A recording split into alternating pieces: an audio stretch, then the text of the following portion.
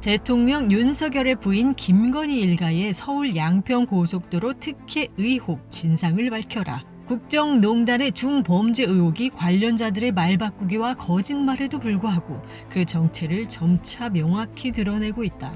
서울 양평고속도로 특혜 의혹 문제는 철저한 진상조사와 함께 결과에 따라 엄벌에 처해야 할 중대 사건이다.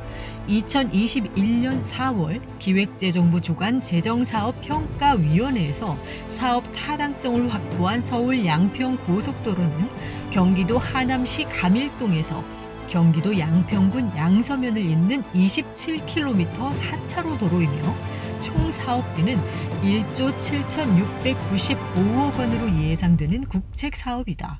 이 도로는 2025년 착공을 목표로 추진되다가 2022년 7월 윤석열 정권 취임 2개월 후 갑자기 기존 확정 노선을 폐기하고 새로운 노선을 추진하면서 특혜 의혹이 불거졌다. 노선 변경에 대통령 부인 김건희와 그 일가의 땅이 관련된 정황이 밝혀지고 있기 때문이다. 2021년 4월 양평군 양서면을 종점으로 예비 타당성 조사까지 통과한 원안이 2022년 윤석열 정부로 교체된 뒤 지난 5월 8일 국토교통부가 발표한 변경안에서 양평군 강상면으로 종점이 변경되었다. 이미 알려진 대로 그 변경안의 종점 인근에 윤석열 김건희 일가 소유의 땅이 대거 발견되면서 의혹은 더욱 커졌고 급기야 원희룡 국토부 장관이 아무런 경위 설명도 없이 백지화를 선언해버린 상태다. 원희룡의 백지화 선언은 문제의 핵심에 접근하려는 여론을 차단하기 위한 교란술책에 지나지 않는다.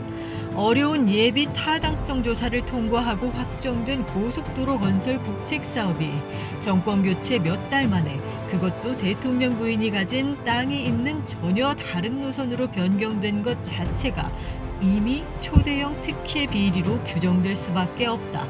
이는 중대범죄가 된다.